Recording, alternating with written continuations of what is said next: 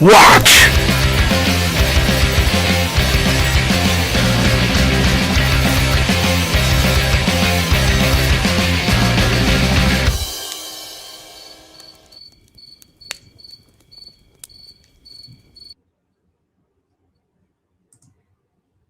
Good. Hey. Oh, okay. Just kidding. Well, welcome back to the second watch, everybody. We got an awesome show tonight. We got Everae games here. We'll get them in real quick. But glad to see everybody. Don't really have any news to report for the past week. We got just talking about we have no news because WotC has given up on Dungeons and Dragons. Yeah, pretty much. They're gonna let it dry. They're gonna let it die, and there's been no huge announcements from third-party creators. So, that I know of. Yeah, not coming, but nothing has broken the internet recently. I mean, like Shadow Dark released the Western Reaches PDF. We probably won't get into that in this show. No, we'll talk about it eventually. I know Brian has things to say. Brian. Poor Brian. Brian. DM Cloaker. Anyway, okay. We're just laughing to ourselves now. Let's get to super chat, get our guest in here, and start drinking. From Death Angel Shadow, Jeff, thank you so much. $5. Hail Lord Mattias, Gary Lewis, the Bad News Bars sent me. Greetings to my wonder friends from across the pond, Dean and Vicky, Untold Destiny. Indeed, we're really excited to have them here. So let's get them in. There's Dean, and there's Vicky. Welcome to the second watch. Welcome. Oh, thank you. Thank you, and thank you for the invite. Yes, absolutely. So excited to be here. Yeah, well, lower your expectations, guys. Right? Somebody better put some liquor in that coffee. It's not. We are who we are. Thank you very much for being here. You definitely forgot my liquor in my coffee. I have to say, D-. Well, I've just opened. I have creamy milk, and I've just opened it, and I've got the cream on the top of the milk in my coffee, so it's nice. Beautiful, really nice. Well, I've been seeing Untold Destiny all across social media for months now. And then I had the pleasure of being on Game Master Insight over at Legion of Myth with Dean. And I'm like, man, we got to get these guys on. So I'm glad you accepted the invite. And I know it's super late / super early for you guys. So I think that's I just really appreciate you guys taking the time to do this. But technically, y'all are third watch at the moment, right? I guess. 3 to 1. So you got to do what you got to do. We do, and do you know what? We're just going to go straight into work after this. It's went to bed early, just wake up at this time, and our day just starts a little bit early. So there's no problems from our end at all. Really, it's there's probably some crazy folks waking up to work out or something right now. Yeah, you know what I mean. At least you're not lifting weights or going jogging or something like that. No. Yeah, stop it, Dean. You're swearing at me. I know. Well, so real quick, I know we're going to get into this. You've got a thing we want to talk about. You're having a Kickstarter or getting your workout pretty soon. But I really have to ask, what is the gaming scene like in the UK? Like, just is it? I know people look at over here and they think, wow, there just must be all these gaming groups, and it must be great over there, and it is. And I'm just curious what it's like. Well, you guys. I know. Well, from my perspective, when I think UK gaming, I think of Warhammer 40K and whatnot. But what is the role playing game scene like? I'm going to jump in here. Yeah, please do. Before I say something, yeah. So you've got quite a lot going on in the UK. So we've just passed the UK Games Expo, which takes place sort of at the end of May every year. Now, we went in 2024 when we were just starting to get going, and it is amazing. But it is far more focused on board games, but there's also a lot of role play there. So it's really good. Now, you've got we're very lucky. We've still got a lot of game shops in the UK. And I would say that a lot of gaming that isn't just done in houses around tables is actually done there. and the university scene, mind you, I might be a bit wrong now because I'm just thinking we were 90s, but the university scene used to be absolutely popping. In fact, we had to get rid of a load of our miniatures, and we actually donated them to Cardiff University at the time, just because we could not fit any more miniatures in the house. So you've also got things like RP Haven, which is a charity that basically is just for gamers, and they take their fees and stuff. It's very nominal to help run the clubs, but then anything left over gets donated to charity. Oh, So you've got nice. things like that. But I mean, I'd say that the biggest place for gaming in the UK are game shops. A lot of them put aside space. I'm thinking about, so the Gamers Emporium in Swansea is where we actually went to for the free RPG day, which is actually tomorrow, some Today, point. yeah. Today for us, tomorrow for you. And they invited us off the back of UK Games Expo, and they are fantastic. And they have just moved premises. They've got massive gaming space for people. So I'd say it's vibrant in the UK, but it's a lot harder to get traction and notice in the UK if you're doing a new IP. So I would say the gaming sort of genre is very, very accessible, but it's hard to break into. Would you agree with that, Dean, or is there yeah, I'd absolutely agree with that. There is also a kind of trend where games that have incredible crunch, like Pathfinder, are not played that often. When we, a couple of years back, when we were in RP Haven, we were pitching our one-shot for Untold Destiny so people could play and get involved. There was someone who was pitching a Pathfinder game, and you could see the expressions on people around the table. They were not fussed with something with that much crunch. 5e is by far, it was the most popular. I think it still is. But when it comes to role-playing, if you come in with a new IP, you have to really convince people to play. That said, we had no end of people wanting to play Untold Destiny, and everybody had a blast. They really enjoyed it, and the version that they played has been so much refined since then over the 2 years that I think we're planning to potentially go back and give more one shots because it's so different now. It's so much real quick, more before streamlined. we get too far, this is a great place. So you've got a game, Untold Destiny. We have seen sort of your first level taster, I think is what you called it. That is, like, is like an appetizer. Okay.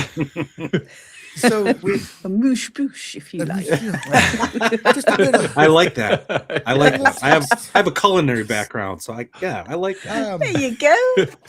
So, what is, real quick? Give us what is it? What makes it different?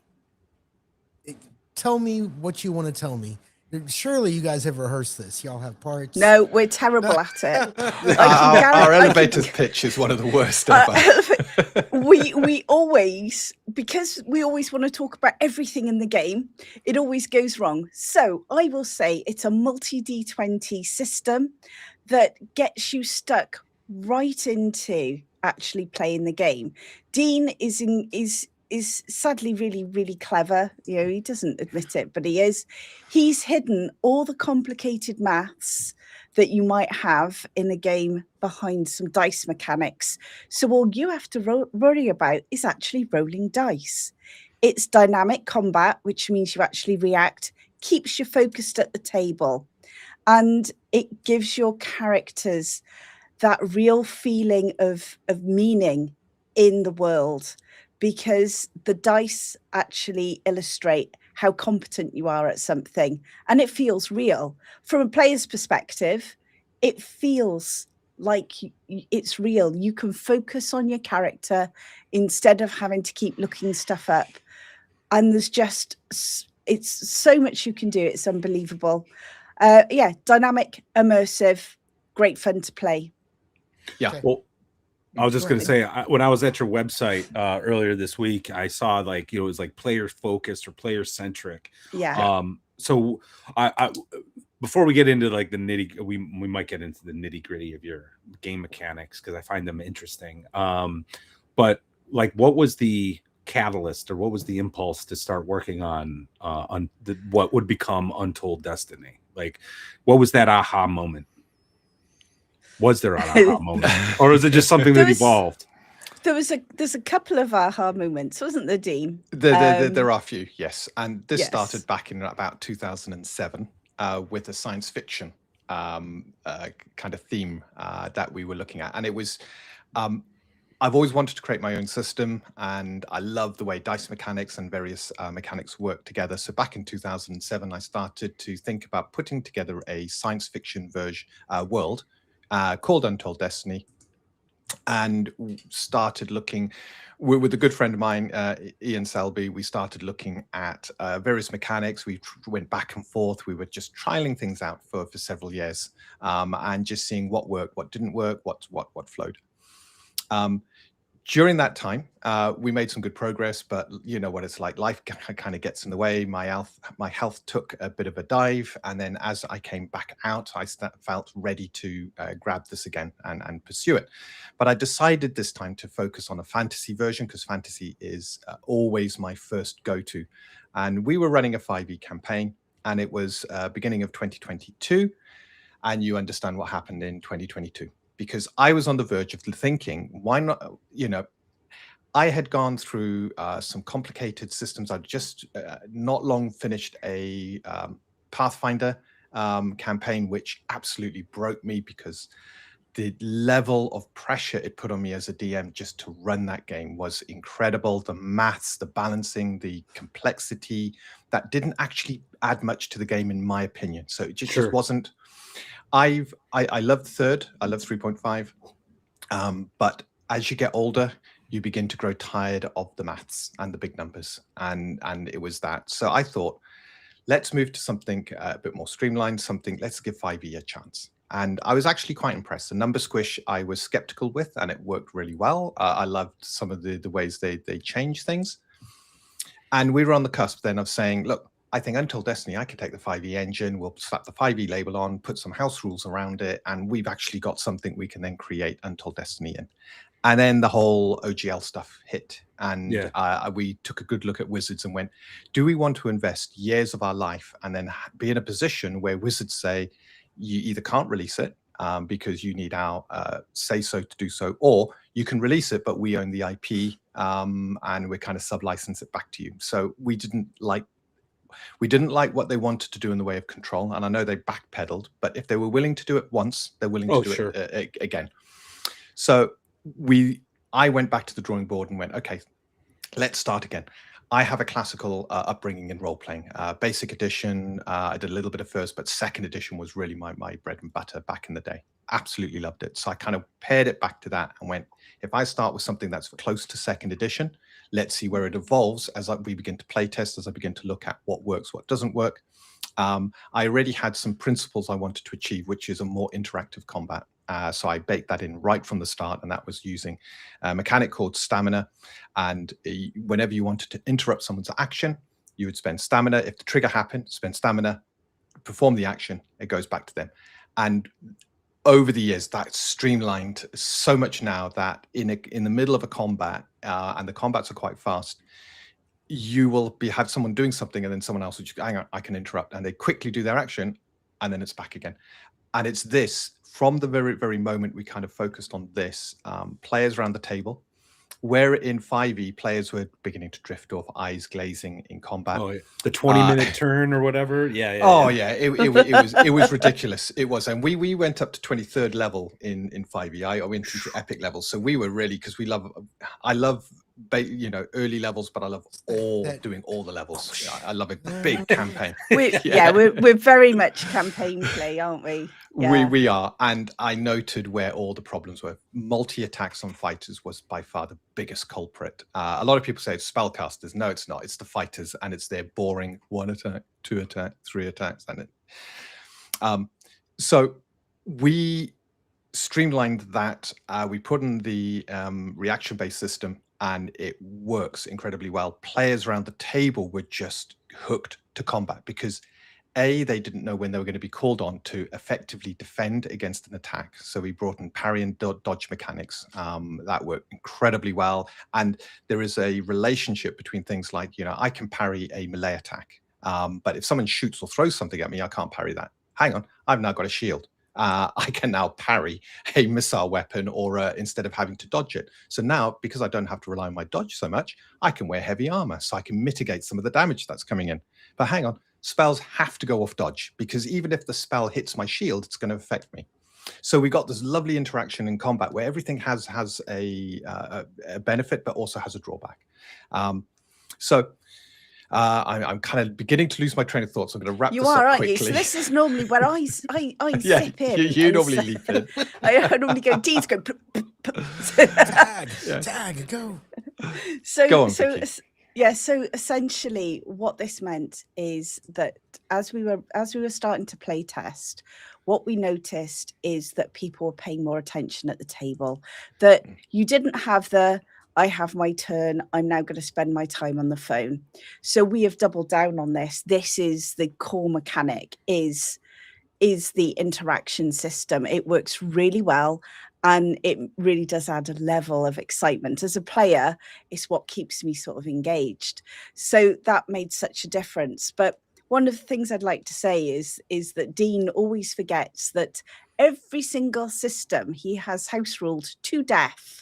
Oh yeah. Since sometimes he always tells me off for saying this, but I swear the house rules were bigger than the books we were using.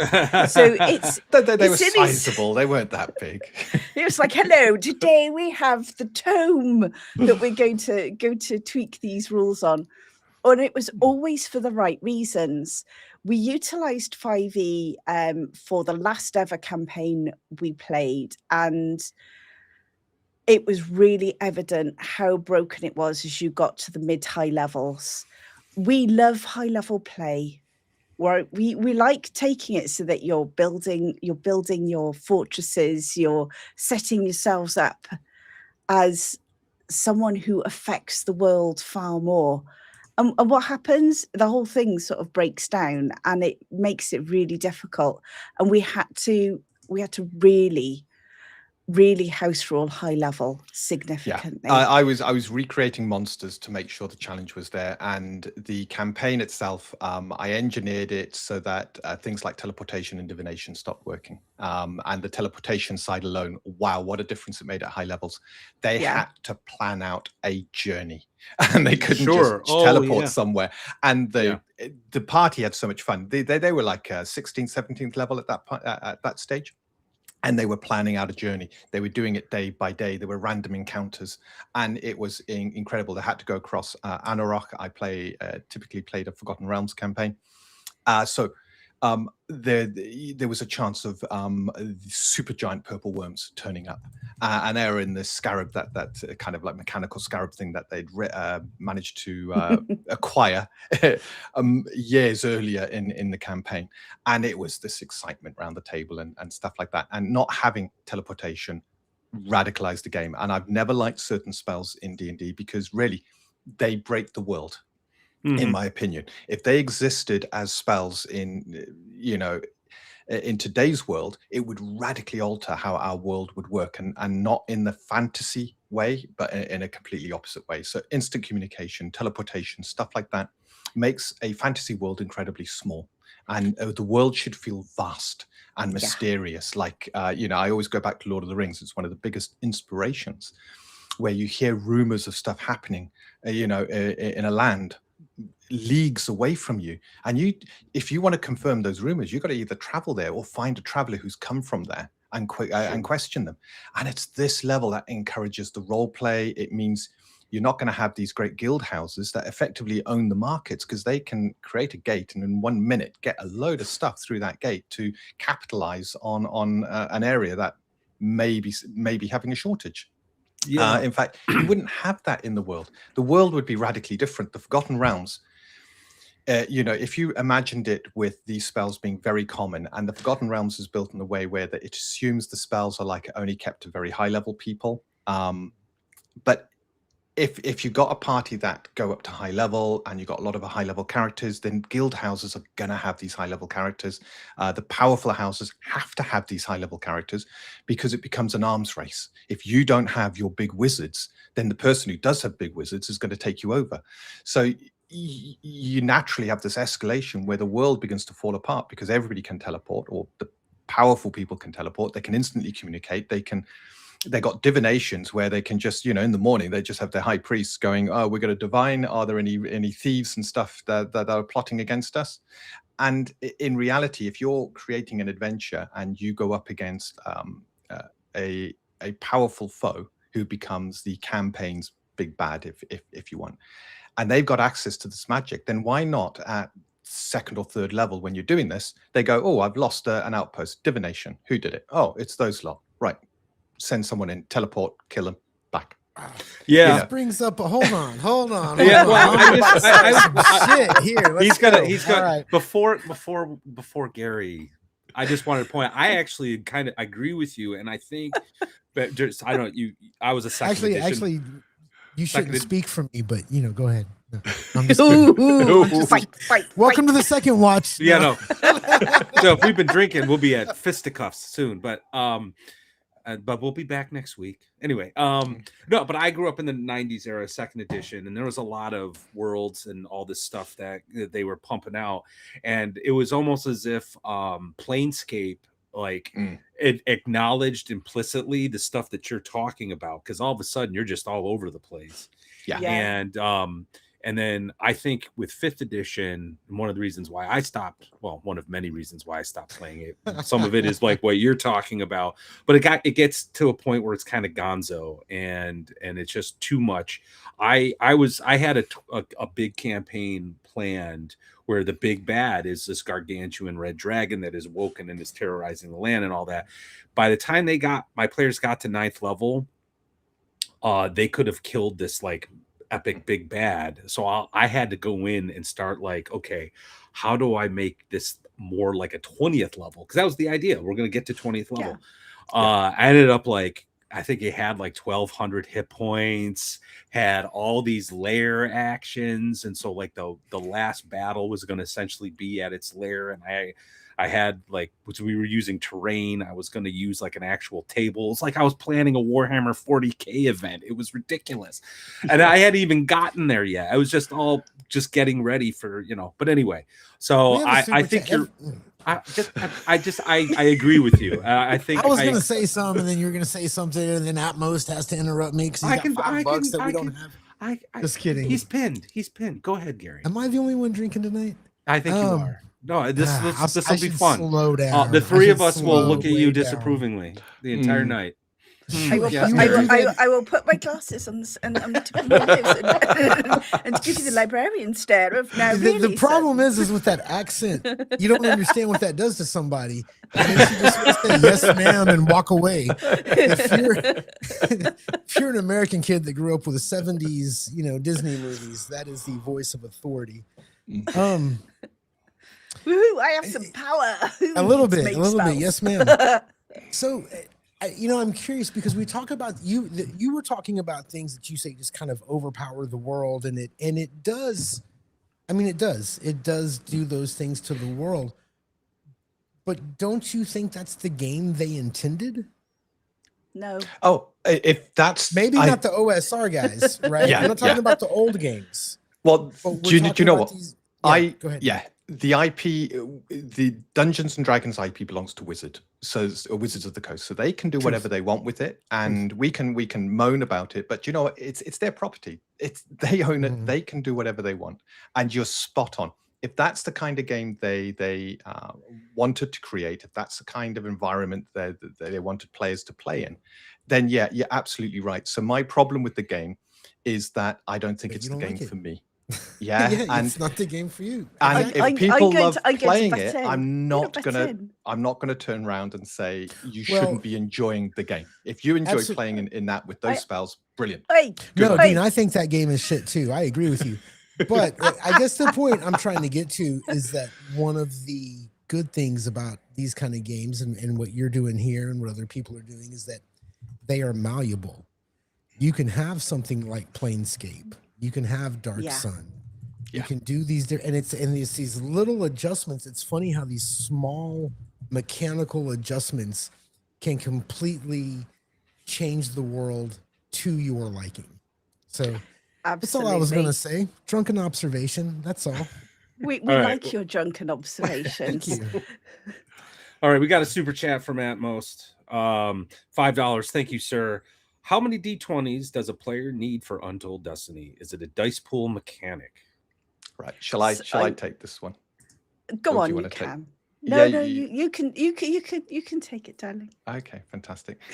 You will roll up to 4 with an exception. You can get up to 5 D20s. So the way the D20 works is it reflects how good you are at doing something. So if I'm within the basic edition, your class gives you a proficiency rating, and that's the number of D20s you roll when making an attribute test. So for example, a Master at Arms starts with 3 D20 on strength. So they're good at utilizing strength. The way I explain this is, have you seen the videos where you got the big bodybuilders and they're trying to lift up the bags of concrete? And they're incredibly strong, but they struggle with these bags of concrete because they're just not trained at utilizing their strength in that way. And then you get this wiry guy comes along, not as strong as a bodybuilder, but whack, whack, whack, a load of bags go up and they go trottling off. It's that. You might be really strong, but how good are you at utilizing your strength in a meaningful way? And the dice reflect consistency of skill. So the more dice you roll, and the way it works is you roll the number of D20s, and then you take the highest, and then you add your attribute to that. And the only other adjustment you get is having boons and banes. So this is our way of quickly adjudicating how easy or difficult something is, and whether you have an advantage or a disadvantage, whether there's a situation that is causing you to make the task a lot more difficult. And your boons and banes, you count them up, they cancel each other out. And if you got a bane, you roll a d6 and take it away. If you got a boon, you roll a d6 and add it, and that caps at 2d6 on both sides. So this is an incredibly flexible system. From my side of the table, I'm not thinking of DCs or anything like that, because to succeed at any test, you need 20 or higher. And that's a static thing. We found during one of the play tests, and it was causing me a lot of problems, is players were wanting to do lots of different things, and I had to keep coming up with a DC, and I had to stop and think, okay, so is this more difficult? Is this less difficult? And is this like 5 steps, or is it 10 steps, or is it? So I changed it to this boon and bane, and instantly from my side, I'm thinking, it's a little bit difficult, have a bane. And it was just flowed. Or do you know what? That's easy. That's really, really easy. Have 2 boons. Off you go. And it became a very quick thing I could do as a GM. Sorry, and not Vicky. Only that, it also allows the player. So Dean goes, "Oh, I think this is really difficult. You've got 2 banes," and the player can go, "But I've got this," which makes it a bit easier. And Dean goes, "Oh, in that case, that's just 1 bane then." Yeah. Off you go. And then another player will go, "Well, what if I utilize or do something like this to make the overall task that we're trying to achieve easier?" So one of the examples I give is climbing up a cliff, where a character says, "Well, hang on, I've got a bit of an engineering background. Can I look at the cliff? Can I decide the best place to put these ropes up this perilous cliff and then guide the person who's got the best strength to try and the climbing kit to try and do this?" And then I'll say, yeah, make an intelligence roll. This is quite difficult. Or actually make an intelligence roll with your background. This is easy, so have a boon. And if they succeed, I'll then say, right, okay, the main task you've got now has a boon. So this is a great way of adjudicating how easy or how difficult it is without getting into maths. And I wanted to minimize the amount of maths and keep that complexity hidden behind the scene. And I've got this lovely graph. I'll be doing a video about the complexity of the maths in Untold Destiny that's hidden away. That shows the percentage chance of consistently getting a success based on your attribute and how many dice you're rolling. And it's this lovely sort of curved graph. The percentages act in a strange way where adding a dice can be a big shift up in your consistency. And this actually all spawned from the fact we got one of our original players, a guy called John, could never roll above a 4. And he would get frustrated. He played this ranger and he'd be like, "I'm really good, can't roll above a 4. I had a situation. Vicky was running a game. I'd created this barbarian thief, really great, very good at picking locks, couldn't roll above a 5. and it was like 3 or 4 doors in a row. Couldn't open a door to save his life, and everyone's And, going, yeah. but you're the expert. And he's like, who failed again? Yeah. Failed again. And you end up with, no matter how good you are, that one dice throws so much randomness into it. You don't Sure. Yeah. feel you're good at it. You feel you're so much relying on that dice. During the last playtest we did, I had a new player. He's an old player, but he came back in for the playtest, and he was one-on-one with an adult wyvern. And this adult wyvern was big, but he at the end of the combat, he turned around and said, "Look, I knew I was outgunned, but the way the system is, I knew I had a chance. Because Hope. if I could keep rolling well, and I could parry the incoming attacks and keep that damage away from me, I could take that creature down." And it was an epic fight. By the time the rest of the party got to the cliff to help him, he was playing a paladin. Him and this wyvern were dead because he put up, at the last minute, he put up this retribution aura.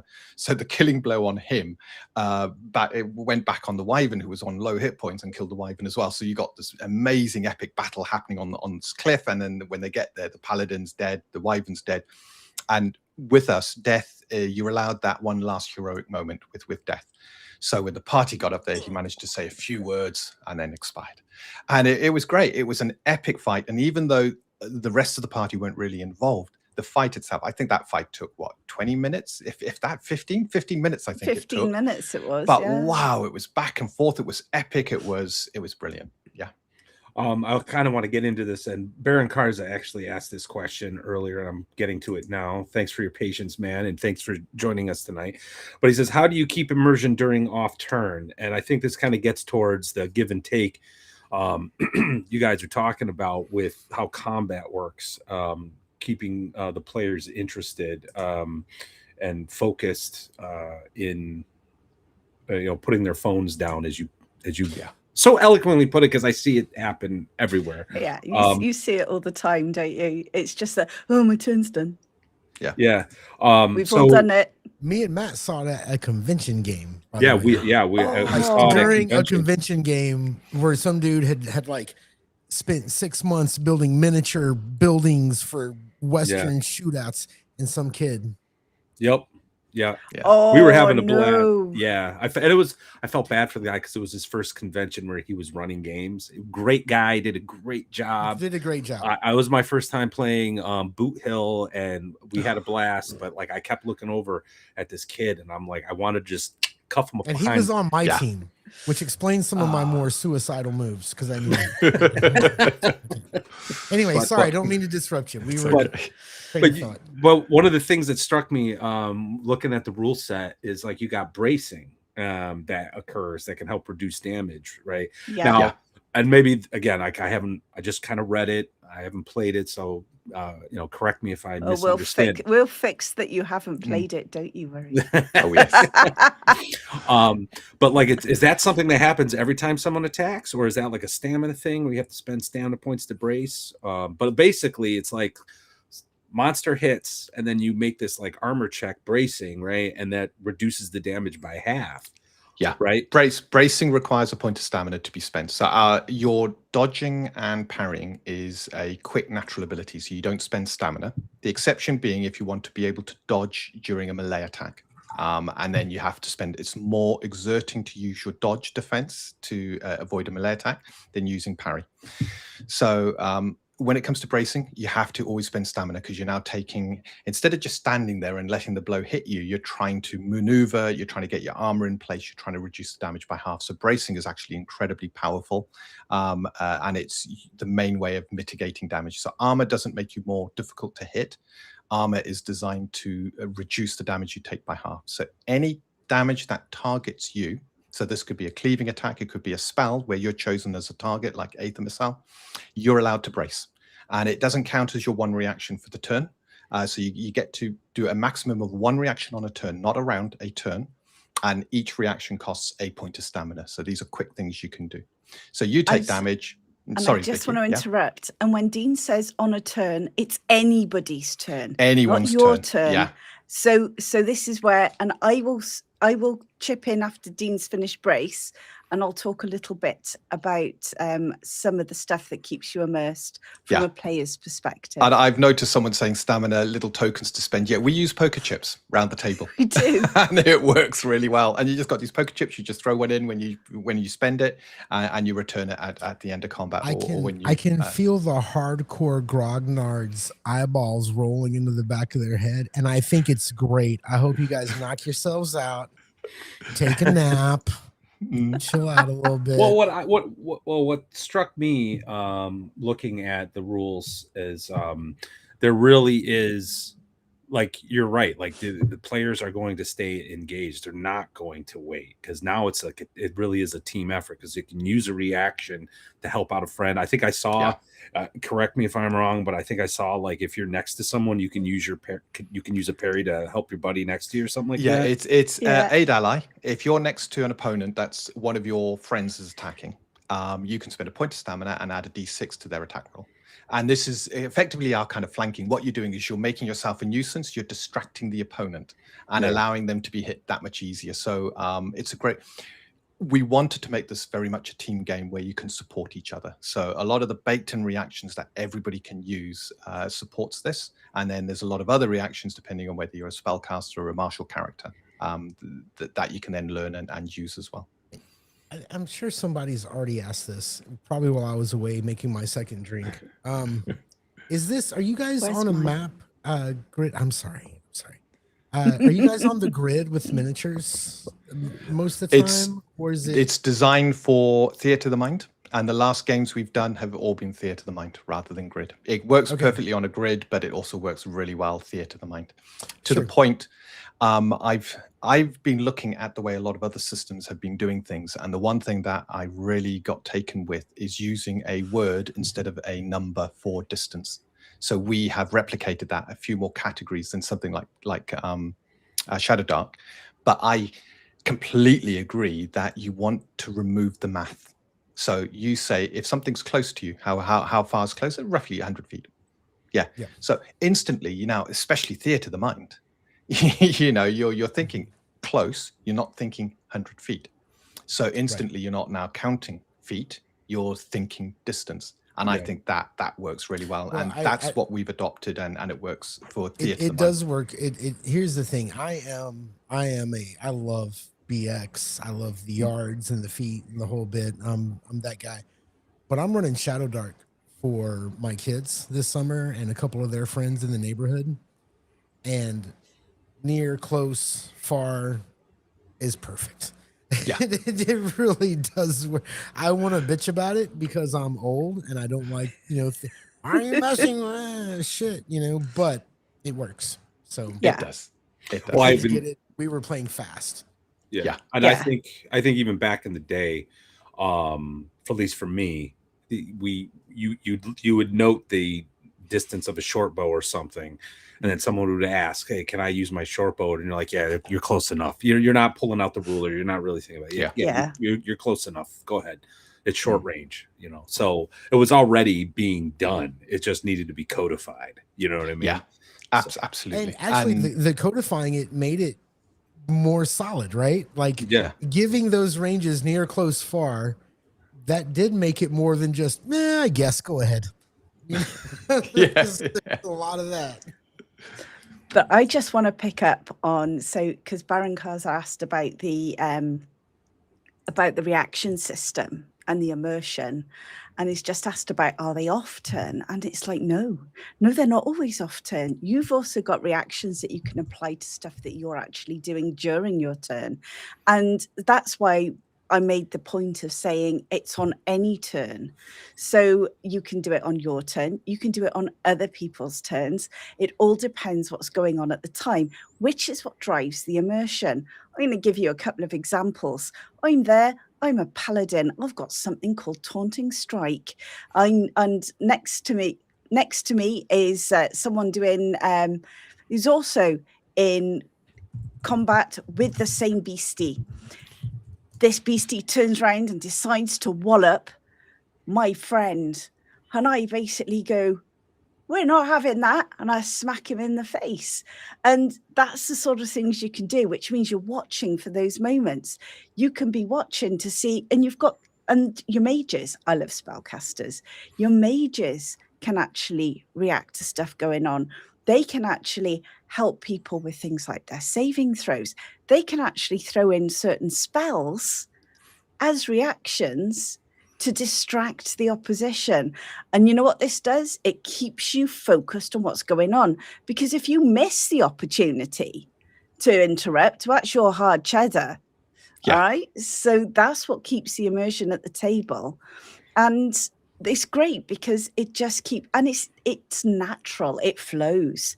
Yeah. And it just feels so good as a player because you're focused on what you can do. You're focused on what your allies are doing, and you're focused on what the big bad is. So guess what? That phone stays at the side of the table and doesn't come out. And it means that you stay in character more because you're focusing on what's going on. And I have to say, it works so well, and it's fast. It's not as if it slows everything down, which was our big fear. Nope, doesn't at all. It's fast. Yeah. Once you've played, I reckon, one game and you're like, oh, and it all clicks. That's it. It just happens. Yeah. And our reaction, so going back to Taunting Strike, you don't make an attack roll. No. You're dealing damage instantly. It's half your damage that you would normally deal, but it just speeds things up. So it's like I'm Taunting Strike, and you just roll. The creature takes this much damage, and it's fast. It's like you're turning your back on me. You're attacking one of my allies, so I'm allowed to hit you instantly and deal damage.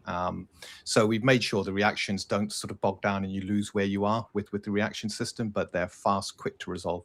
Can I just finish off on the brace? I know we kind of went off on. Yeah, I just want to hit some super chats real quick. Absolutely. Because Yeah. $2 from Robert Santon. Hey man, thank you so much. Thank you for being here. We love seeing you. And then we got one from Agile Monk, $4.99.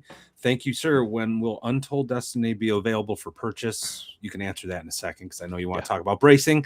Matthew also, thank you for having Vicky and Dean on tonight. Oh, I'm glad they decided to come to the show because I like talking to the indie creators and promoting the indie scene, which we'll probably get into because Vicky has been doing heroes work on Discord. But anyway, whoops. Oh, we got another one. Gary, this is for you. Smoke them if you got them. $4.99. All right. I'm sorry. Go back to bracing. That's okay. So brace is all about reducing that targeted damage that's hitting you. It's a little bit risky. If you roll a natural one, so you only ever roll one dice on brace. It's a D20. You add your armor rating. So the better your armor, the more consistently it will be absorbing damage. But if you roll a natural one, you've just messed it up and you take double the damage. But if you roll a natural 20, your armor is perfect and all the damage is negated. Magical, I say magical. Our +1, +2, +3 comes from the material the equipment's made from. So if you have mithril plate armor, for example, you got an armor rating of 11, but you know what? If you roll a 19 or 20, it perfectly absorbs all the damage now. Because it's a +1, and then +2 is a 18, and then +3 is a 17 or higher. Right. So this is our way of making sure that the maths is we're not adding numbers on top of numbers. We're trying to add the benefits elsewhere. So a dragon breathes on the party now. We don't have a saving throw for half damage. You don't make a dexterity saving throw and take half the damage. You're taking the damage. However, someone's got a shield. It's big enough. It's got the missile protection property, so they can get behind it. They immediately go, I'm taking the cover reaction. So I'm bringing my shield up and I'm now hunkering underneath the shield. I make a dexterity test. If I succeed, I take half damage.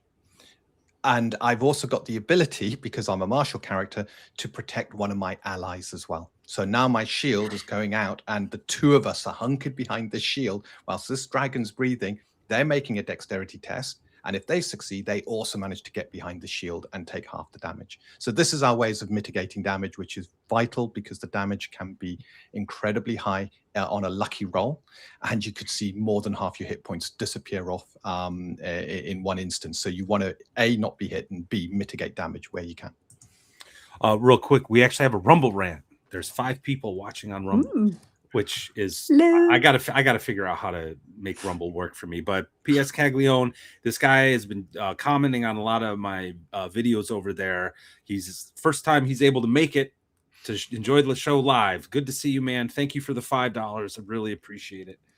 And then we got another super chat, $5 from Atmos. It sounds like chaos in a good way. I suspect players are more aggressive due to being able to react to what's going on. Plans be damned. Yes, sometimes that is a risk because you tend to sort of go, woohoo. But it's so much fun. Yeah. Talking of that, there's one thing we didn't talk about. There is no powerful healing magics. None. Yes. And that is because in 5e especially, you're talking about having a big bad. You talked about 1,200 hit points, 1,200 hit points for your dragon. Because the biggest problem you get, the fight's epic, you dragon breeze, the party are getting close, but the dragon's also getting close. Who's going to die first? Oh no, hang on, the priest has just done a mass heal. Yeah. And the whole party's reset, and you're like, well, the whole fight just kind of grinds to a halt and becomes, if you want to keep it challenging, you have to grind down the player's ability to cast these spells, and that just becomes hours and hours and hours of combat that actually doesn't do much. Yeah. Well, there's definitely that grind that I think it was Professor Dungeon Master coined the phrase "tyranny of the grid" with 5th edition, because you're. But and I don't know. I do agree. It's one of the things that turned me off from 5e. It was just exhausting. But here's the thing: is I'm beginning to believe. We were talking about this not too long ago, where we when Finch was on, Mr. Finch, and we were talking about phased combat sequence. And then we were talking about the combat order. And what it seems to me like is that the systems that move quickest are the ones that find a way to keep the players engaged. And what you guys obviously have done, here's your reaction or stamina, however, and that's what it is. So those combats are going to move faster because everybody's waiting to do the cool thing at any moment. And that's a good decision. Thank you. Good job, Dean. Well, there was something too. So just got to get back to the D20 mechanic. So I'm a fighter. I'm moderate good at fighting. So I think that's like a 2D20 or whatever on a strength test. They start with three dice. Okay, 3D20. They're really good. Yeah. But I also saw that you're rolling 3d6 to generate attributes, and starting at 3, it's a +1, and 18 is I think a +9. That gets added to the d20 roll as well. Is that correct? It does. Yeah. All right. So on first glance, like this is just my commentary. It's like you roll multiple d20s and you're trying to get to a 20. That sounds crazy. But then when you look at like your fighter's probably going to be the guy with a 15 plus on his strength, which is going to be a +6, +7, coupled with potential boons and all that stuff. So that 20 target number actually makes sense, especially when rolling multiple dice, picking the higher of the D20s. So that's really cool. That's really cool. Yeah. Four times out of 5, you will succeed at a roll. And it's that consistency. I'm going to interrupt. Sorry, Vicky. Yeah. I'm going to interrupt, which is when you're fighting, you don't have to hit that 20. It's an opposed roll. So you could actually roll really crap. And I did it in one of our play tests. I was a fighter. I rolled 3d20 and I rolled low. And I actually only hit a 14. But because it was an opposed roll, I was really lucky that Dean's dice rolled crap as well. Oh, they were terrible. Yeah. So the 20 target number is for anything other than combat. So when you're in combat, it's opposed rolls, which really keeps it fluid because you can still hit on a low roll. You can have that really sort of, that sort of you've gone in to do something spectacular and you've just tripped up and you just sort of only minorly skewered the guy. But guess what? He wasn't expecting you to do that at the moment. You've managed to get his rib cage. And that is the joy of the system, is the fact that the dice can be really forgiving and the dice can be really punishing. And it can do that on both sides of the table, which is another reason why you stay immersed. But you're right, 20 for everything else. So all of the skills, everything else you're doing, 20 is your success. The only time it isn't is when you've got opposed rolls. Got a So question. how does one recover? Yes, because you have I saw you have hit points and wounds. Yeah. And then recovery. So why don't we go into a little bit about that? I've been speaking a lot. Vicky, do you want to take this one? Well, as a player, I have something called the recovery action, and this allows me to roll my hit dice and add my level. That is the hit points that I gain back. I also get back 2 stamina during this time, and sometimes you might actually do a recovery action just to get the stamina back. All right, the people do this, so that is one way you can get your hit points. There is some tick healing that some of the characters have the ability to give. So you've got paladins can do a sort of aura, which allows everybody to have a couple of points of tick healing. That's their halo of restoration. So paladins have Yes. halos, and that's core to their class. Did I hear a couple of points of tequila? What? Tequila. No, You know something? I'd be there with the tequila, bad. but I'm not allowed. that would become the best halo. I was ever. refreshing my screen. I don't know. Oh, it's hardship. But yeah, so that's the way. But the best thing is that at the end of the encounter, your stamina, your hit points, and your spell points refresh. None of this having to take rests, because one of the core design principles for Untold Destiny is Dean mentioned that we loved Lord of the Rings, right? We love literature and we love journeys. And you know what? They just didn't have like one fight and stop. They had to keep going. They have to journey. So all of that comes back. And someone might say, oh, but that means it's too easy. No, not at all, because your wounds don't. And wounds is what controls whether or not you're going to croak or not. So basically, you hit 5 wounds, you're dead. You hand your character sheet over to the GM, you cry in the corner, you are not coming back. There is no revivify. There is absolutely no way that anybody can like drag your carcass back to town and you're up and running again. You're dead. They have to bury you there and then. There's no way. There is absolutely no way to bring you back. However, all your hit points come back, all your spell points come back, all your stamina comes back, so you can keep going. Yeah. So that also is a lovely mechanic, because the GM on the planning side always has a reasonable idea of what he's got. So it takes away a lot of that overhead on sort of having to balance the number of encounters before, I tried GMing in 5th ed, and I really struggled with, because I wanted to go with the flow of where the story went naturally, and I had to balance all of these encounters, and I really struggled with it. But Untold Destiny allows you to actually focus on where you want to take things, and not have to focus on whether or not you've got the right volume of counters per day, blah, blah, blah. What happens if someone goes and takes a short rest and gets this? And it removes all of that faff. Would that cover it off, Dean? Anything I think that did well. Yeah. Thank you, Mercurius. Appreciate it. Thank you. It almost seems like this game isn't 5e-ish at all. No, we have a different mechanic. We keep. I just say, when we talk about fantasy role-playing games, many times we are comparing mechanics. We're talking about this game versus that game. Yeah. That game. Yes. That game. And you guys seem to have. You're not. I mean, there's certain aspects of a role-playing game you're building off of. Obviously, but you're not afraid. Like, it's not. You need to read the rules. You can't just come in. It's not a few adjustments. This is a new game with new mechanics. It works differently. There are strategies. And I like that. Me and Matt have talked many times about how we kind of have enough clones. Yeah. Right. We have more, and I love a lot of those clones. Yep, me too. I really do. But we got them. And it's really nice to see you guys kind of pushing out. how do your players, I'm assuming you guys play this in public. I mean, do you have you're play testing, you've got other maybe people you don't know.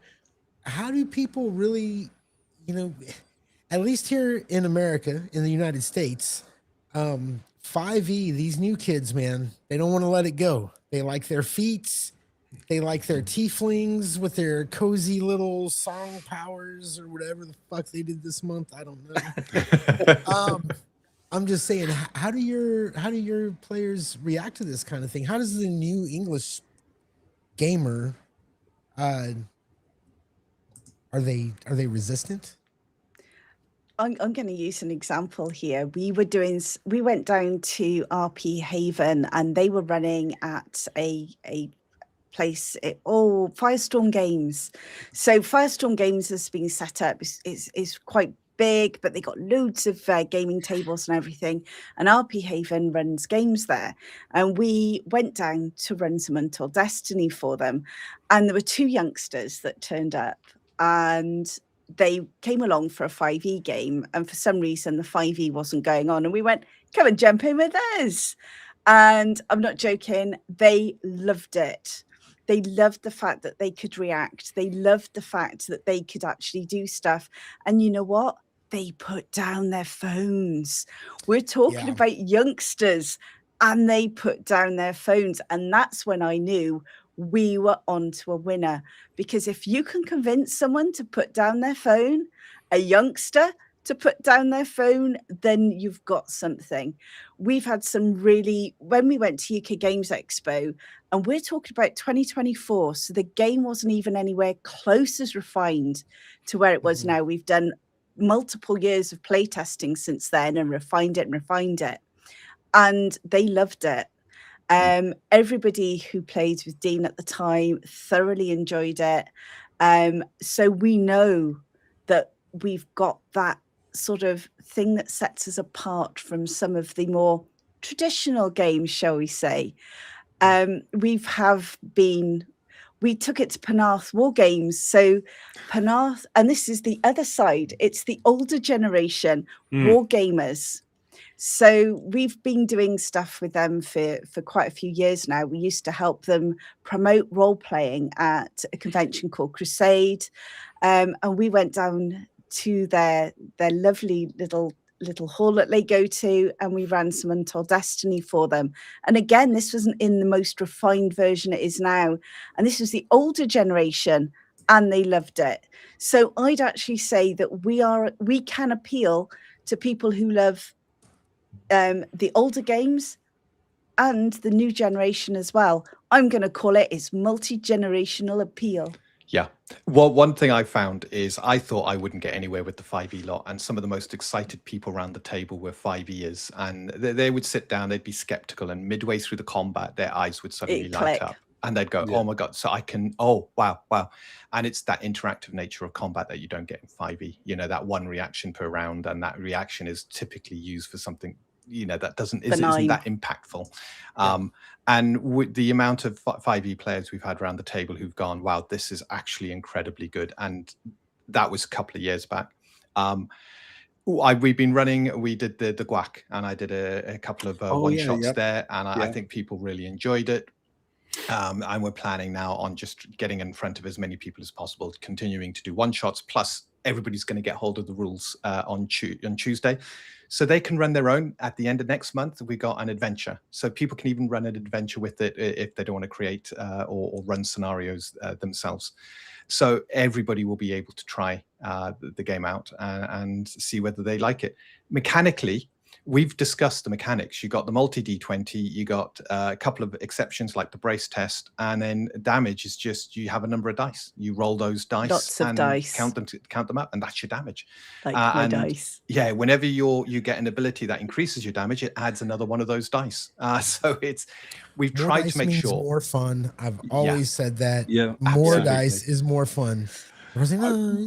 Well, Gary, you see, I'm so pleased you said that, because the more the merrier, right? You see this young man here at one stage, and you will hear me say that no more changes, he got really, he got, we can refine this further and we can reduce the volume of dice you're rolling as players.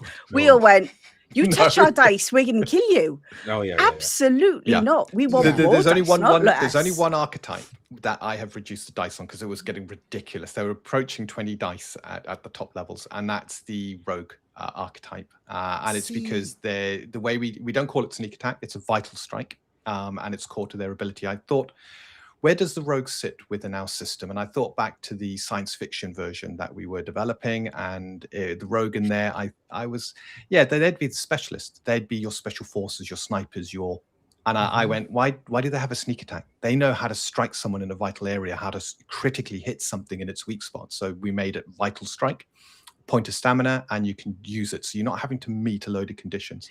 And I went down the route of having a lot of dice being added to make sure that they were the single target damage dealer.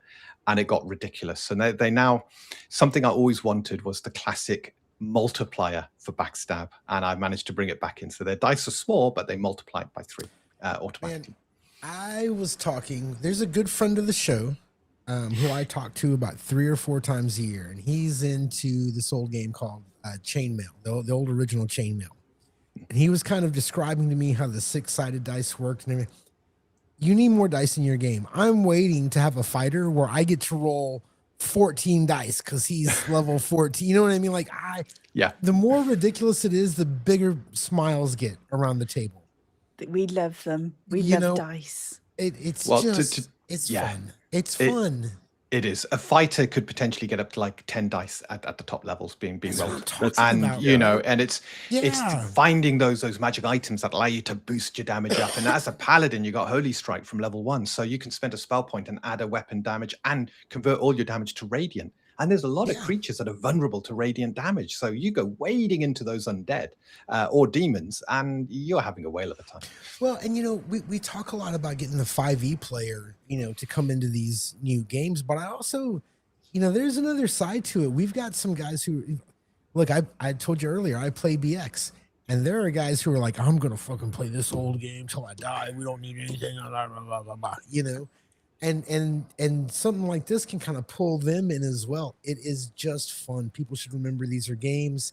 It's the little things. It's handfuls of dice and everybody around the table going, oh, that absolutely. is variety part of it. is Don't the lose spice of life, isn't Yes. it? Variety is the spice It's of our life. tagline. It's classic gaming, which has always been our love, but it's been reimagined. And I wanted to keep the heart and soul of that classic experience, but have a reimagined system that was very streamlined, very immersive, didn't get in the way of your role playing. And I think we've actually hit it with this one, but it's taken years and years of refinement and play testing. Well, you're not doing a clone. You're not using a third-party license to write something. You're doing something new, which I totally commend you guys on. And I hope everyone gets the taster rules, because it'll be. I think everyone needs to take a chance at this game, honestly. And before we move on, I did want to mention Gary this. gets to say anything. Come on, man. Well, come on. Yeah. I just wanted to point out, you did something in this game that I wish the old school guys did more of. You tied weapons and armor to strength. Yes. Like if you have a low strength and you pick up a 2-handed sword, you're not going to be as effective with it. As soon as I saw that, I was like, I love this. Why are more people doing this? Yeah, we still have our finesse weapons, but the finesse weapons are tied down to the low damage weapons. To cover that, because this is a great mechanic. I didn't like ability scores that kept increasing your damage, and you ended up with this huge plus of damage and a small dice. Sure. I wanted damage to be random. So you do this big hit, but you roll low and it's like a glancing blow, or you roll almost max and this is a savage strike. So a great sword has a d12 damage. If you have a strength of 16 or higher, you roll 2d12 instead, because you now got the strength to wield it properly. So you can have a situation where a long sword is better to be used for your attribute, your strength, because you just don't quite have the strength to get the best out of the greatsword. And it's a nice streamlined way of making sure the attribute applies. And again, armor. Yeah, you put heavy armor on and you haven't got the strength to wear it, you're going nowhere, mate. Yeah, no, It's I a love piece of that. metal on top of you. That's it. Yeah. It's that, and just generally speaking, in terms of game design, like one of the things I do miss, and I know it gets a little fiddly when you do this, but like weapon types versus armor types, I do like that as well, because I think it gives the fighter some things to think about. Like, okay, I have my longsword, but I also have a mace just in case I'm going to go up against a guy with it, you know. And so when I saw what you did there, that was a nice little bit of attention to detail that Fantastic. I just wish more people do it. Yeah. I'm going to highlight another question from Baron Karza because I don't think we quite answered his initial question about recovery. So, like, Y'all are drunk. I got the answer. Pay well, attention. Sorry. so about healing recovery, though, the other side of the damage code. So, like, how when someone's injured, combat's over, they have a wound or two. What happens? How do they get that wound back? Okay. So as we've explained, hit points, stamina, spell points come back after a minute's rest. So it doesn't slow things down. The moment you drop to 0 hit points, you take a wound. And then you've got something called a wound threshold, which is a quarter of your maximum hit points. If the overflow damage is your wound threshold or higher, you take an additional wound and an additional wound each time that happens. So if my wound threshold's 10, and I'm dropped to minus 30 points, I'm taking 1 wound for dropping to 0. I've hit my wound threshold 3 times, I'm taking 4 wounds in that instance. It's as simple as that. So your wounds don't go away. Whenever you take an overnight rest, we call it, so you've had an overnight rest, you get to make a constitution test. And if you succeed, you drop your wounds by 1. If you fail, your wounds remain as they are.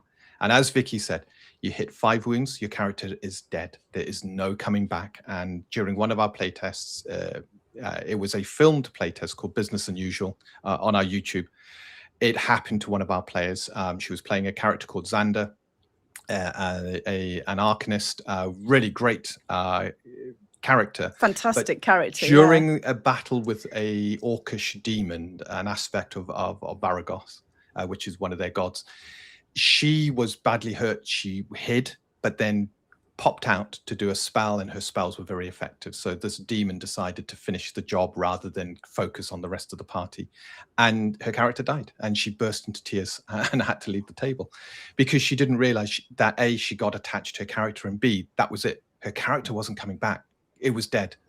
And it was that, you know, she's a 5e player, but absolutely loved the, you know, taking part in the playtest and playing Untold Destiny. And it's when you know your character's death is dead, and it's not done meaningful. on a you're alive and then you're dead. It's done on a I'm taking these wounds, and these wounds are getting, you know, I'm taking more and more wounds, and I'm getting closer to 5. You know, you take your first wound, you think, oh, I got loads. And then you take a second and you go, oh, I'm getting close. And then you got a third. Oh, damn. If I take 2 more, my character's done. And it's that round the table that adds that element of immersion. You're not looking, you're looking at your hit points and hoping they never drop to 0. So you get, you know, combats are fast. They typically last probably 3, maybe 4 rounds. Some, depending on the situation, they can last longer. But because we don't have the stupid reset mechanic, stupid in my opinion, by the way, of having someone just go, heal, everybody's up to full. Yeah. It means both sides are working toward victory. Yeah. And it's a race towards that. And it's not about dealing the most damage. It's also about mitigating the most damage and helping each other. And we got a whole morale system around the creatures. Oh yeah, wanted to Yeah, ask you about that too, because that was interesting. That's an interesting bit. I just wanted to on the death part. I actually made a video. I hope everyone go checks it out. But it's like meaningful death at your table actually ruins your game. Like if it's not planned, if you actually just let the dice fall where they may, these moments that you're talking about actually end up creating meaningful death. You know. Yeah. So it's I just love that. I think that's great, and I do like the wound system a lot. Now morale. Yeah, I just want to add something before we go on to morale. Something I think that we haven't really explained, which is when you hit 0, you don't fall over, right? It's not one of these things where it's 0, you fall over, and then you have to get above 0, and then you're back up again. I hated that. I absolutely hated that in other games. It felt like you're a blooming yo-yo. All right. When you hit 0, all it means is that you've now sort of taken so much of a battering that it's now starting to transfer to wounds. So you haven't got that up down. You've got more of this sort of heroic moments where you're fighting, and you're holding in there. And I think that's really important, because I don't think there's anything that beats immersion more than I'm on 0, I'm on the floor. Someone's now got me back up to sort of half hit points or more, and I'm stood back up and I'm just cracking back on. That's what makes this game really special, is the fact that it feels like you're one of the adventurers that you read about when you were a kid.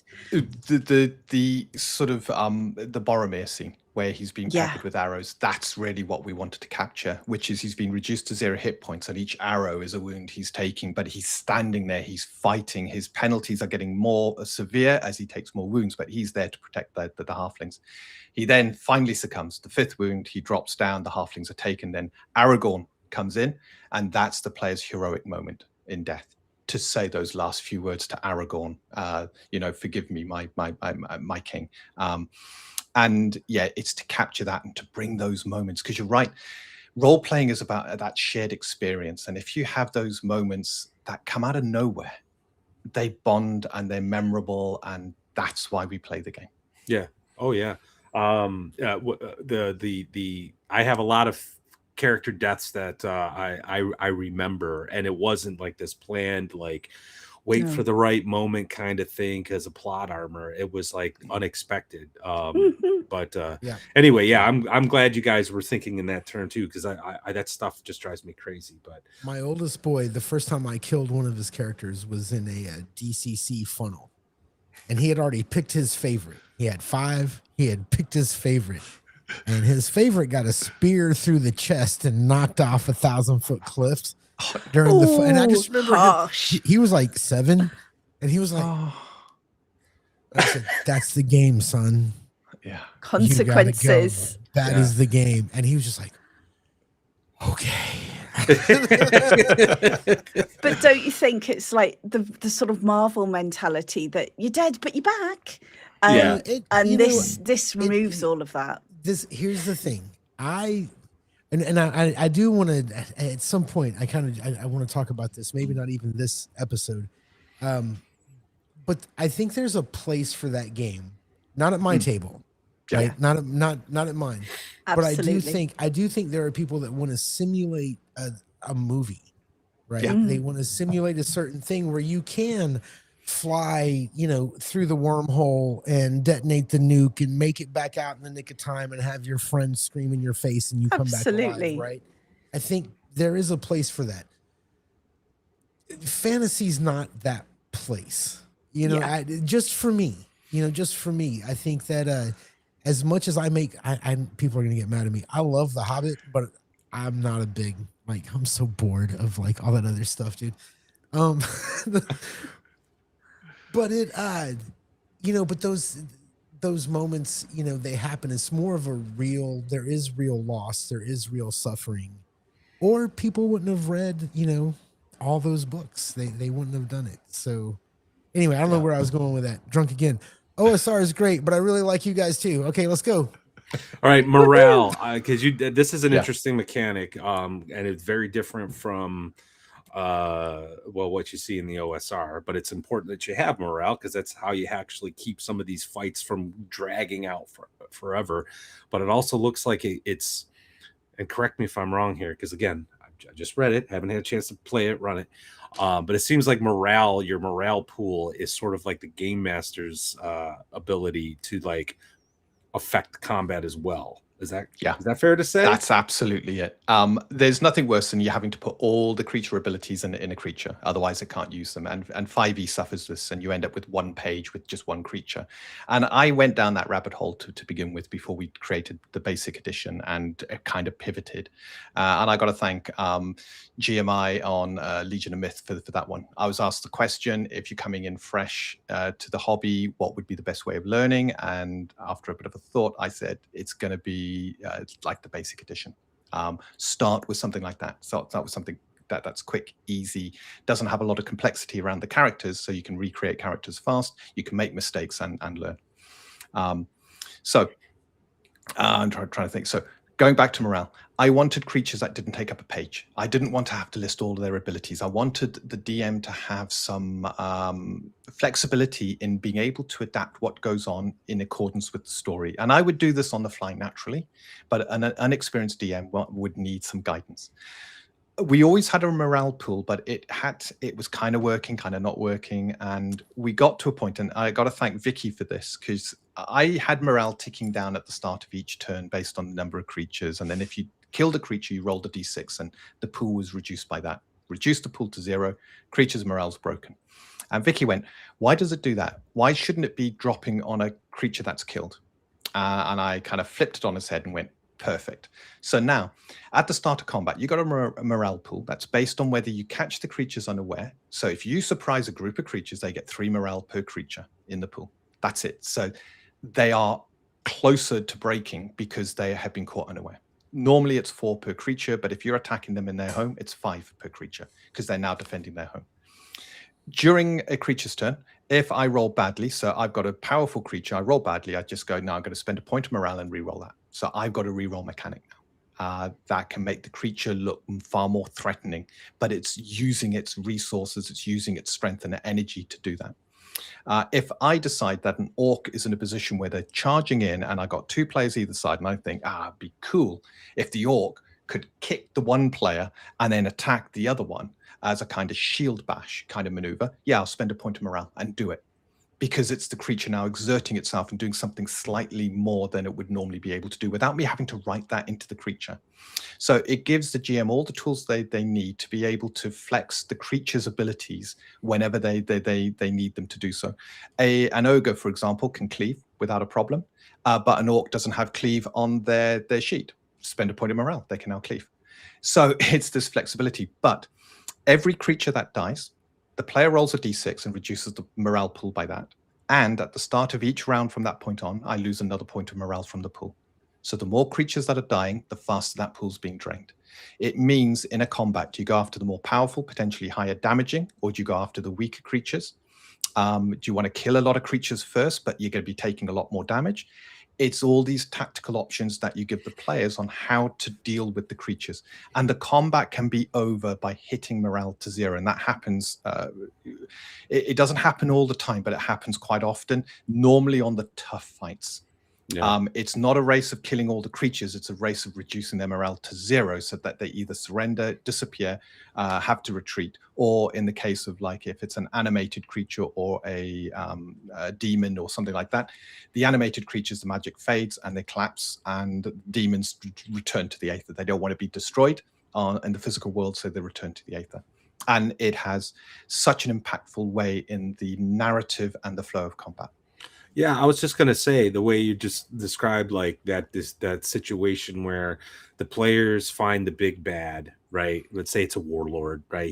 It's War Duke and he's got some goblins, right? And you've foiled him again, and you're gonna have this battle. Like if you take out War Duke, that will have an effect on the pool. And the effectiveness of the goblins, or you take out the goblins first, and all of a sudden War Duke's like, okay, hold up, and now you have this cool little role play moment where you captured him or whatever, and then but now you have like this recurring villain. So yeah, that's cool. I like that. Yeah. The morale pool like jumped out at me when I was reading it earlier this week. You've mentioned something else which is baked into the system, which is the leader role. And War Duke would be a leader, and a leader can, at the end of anyone's turn, go point of morale, command that creature to have an action.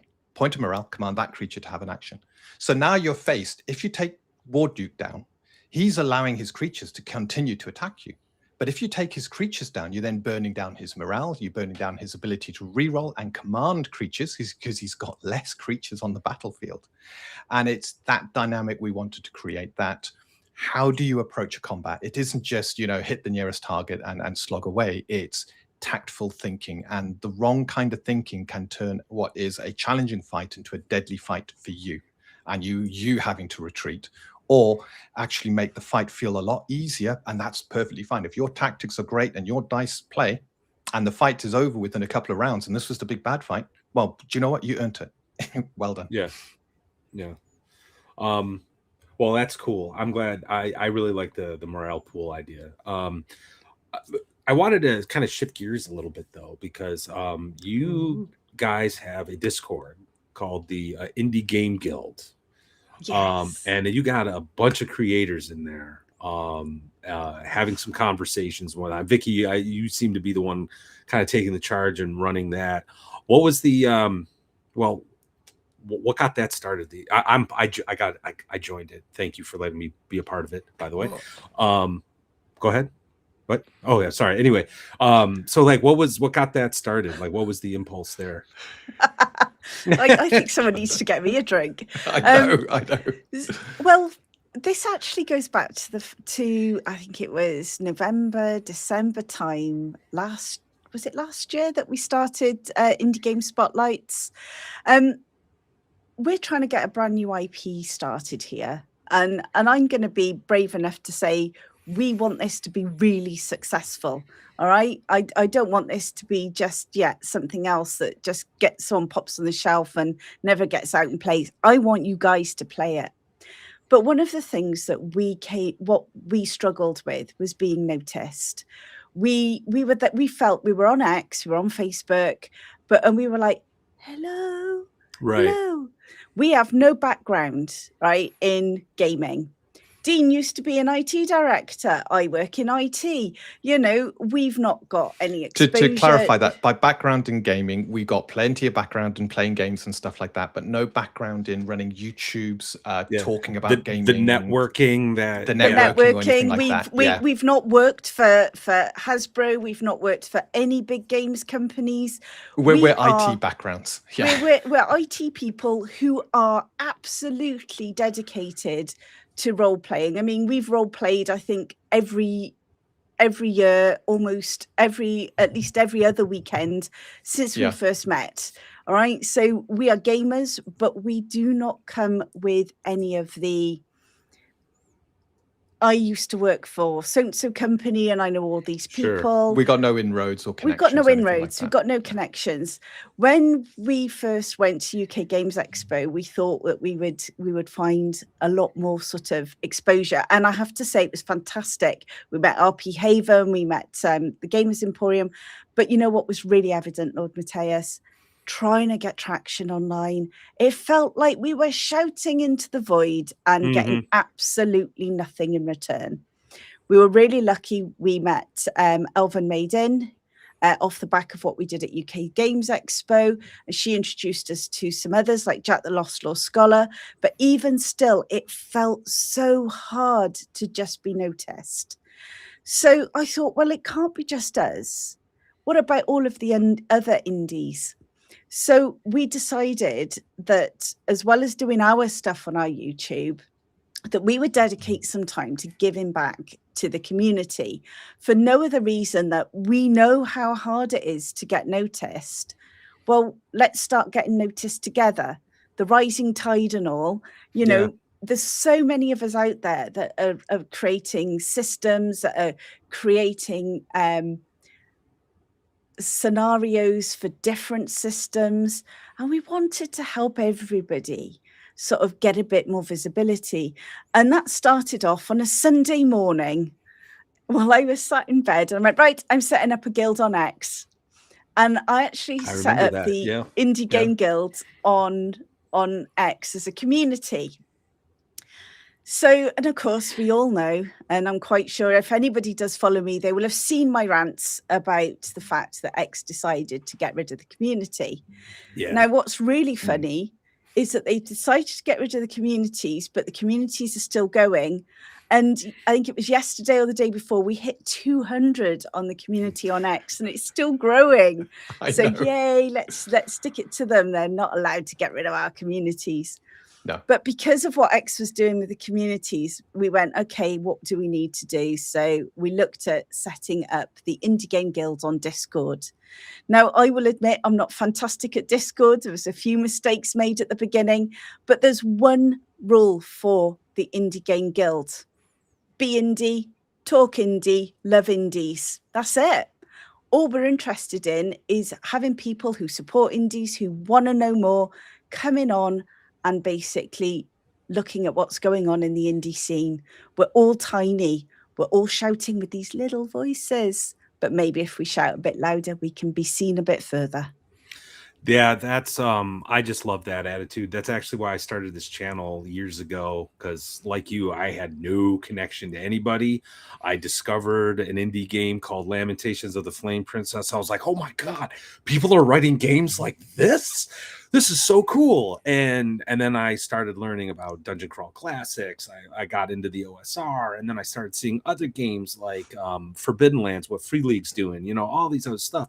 And then on X, well, then Twitter, but I started connecting with people, but you're still kind of like shouting into this. It's not a void, it's a cacophony, right? Yeah. So how do you break through that? And I think anything that anybody can do to help, expose another, I think is great. And that, like I said, that's why I started this channel. And now it got to the point where I'm like, well, that and Gary was harassing me about doing a live stream, so we finally started doing the live stream, and that's Good on been you, great. Gary. No, That it's so, like pulling fucking teeth, and that's man. and that, Like, I've never given Matt a bad idea. Sorry, you're gonna put up with this shit for like 3 minutes. I've been all drinking right. listening to I'm y'all gonna talk. mute myself.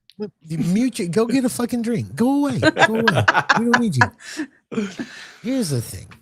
I'm abused. Abused, noticed. motherfucker. You don't move fast enough to be abused.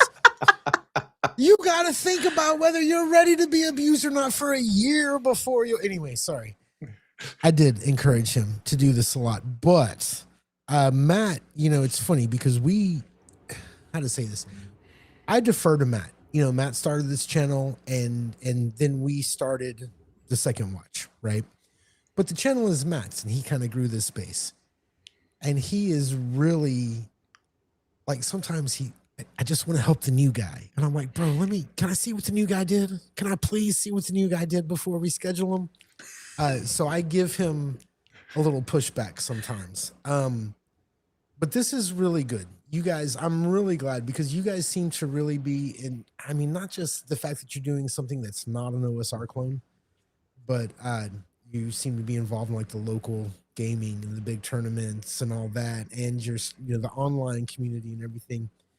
Thank you guys for being here. I'm glad somehow you caught Lord Mattias's attention, and he had you guys on. Man, I'm just really curious about what it's like over there gaming. That's all I want to ask questions about. I'm sure Matt has something better. Go ahead, Matt. No, we just have some wanna super know. chats. People are giving us money, Gary. We have to give them. Okay. All right. First, I'm going to hit this one. I like money. $2. Bad News Bars. Hey, man. IT folks unite. My brethren from overseas. Thank you for the super chat, sir. And then Wibbs Dobson. Oh, what's going on there? Hold on a second. I found out that there my it is. surname It's has back. $10. Thank you, sir. Has a high concentration along the coastline of South Wales. Do Dean and Vicky know anyone in your area with the surname James? They mentioned Swansea earlier. I've got a story. Oh, story time. I have Go a on. story. Do it. So when I was a mere student, I did electrical electronic engineering at university. It's where I met Dean. Dean was doing this like software engineering, the easy stuff. And I went to a company called Newbridge Networks for my year out.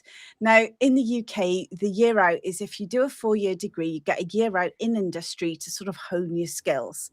And I went to Newbridge Networks, which was a telecoms company, absolutely loved it. Now, what we did there is we actually spent 6 months going around different departments, and one of those departments was technical support. Now, this was telecoms, it wasn't traditional IT, and this was where we were doing sort of all of the original stuff, time division, multiplexing, frame relay, the stuff that's now got little Zimmer frames and is hobbling along. An ATM. And one of the things that I got into while I was there was network management systems. So at the end of the 6 months, we then had to write down which department we enjoyed the most. And the departments we'd been in had to write down which students they wanted for the next 6 months. I wrote down technical support because I'm a sucker for punishment. And so did technical support. And I went along to technical support and I went into network management systems. My boss had the surname James. So very local to here. So yes, I do know several Jameses. And you're right, it's a very frequent surname in this location. Well, there you go, Wibbs. $10 well spent. All right, now let's get back to my questions. Okay. Thank you, Wibbs. We No, appreciate actually, it. Man. we do appreciate it very much. Someone's got to top up that tequila. Tequila. No, this is. What have we got I'm there? confused. Go ahead, Matt. Go ahead. Oh, I just was like, I want to get a little bit more on the indie game stuff. So, but yeah, for people don't know, like, yeah, this Discord server has got like a lot of people, some people that I don't even know that are. Yeah. I'm trying to be a little bit more active on it, so so I can find more of the little guy to bring on the show. Yeah, and of course but yeah, it isn't just there's artists, there's writers, there's designers there. And it's not just that. If you want to support indies, we encourage you to join the server, see what's going on, and provide encouragement to all the indie creators on the server. So it's not just for the creators; find a it's for little anyone. gem. Yeah, we want supporters there. We want people who are interested in indie games, people who want to play indie games.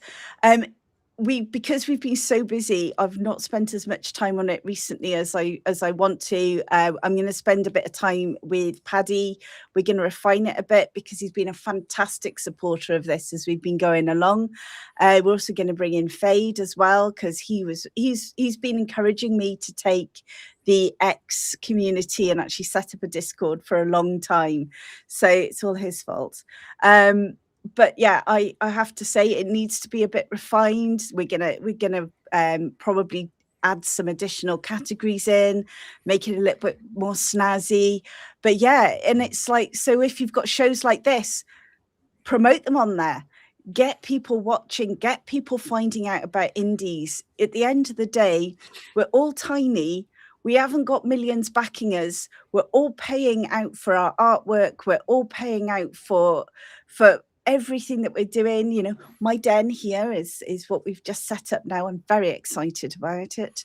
I've got my own pillow fort. It literally is my own little fort.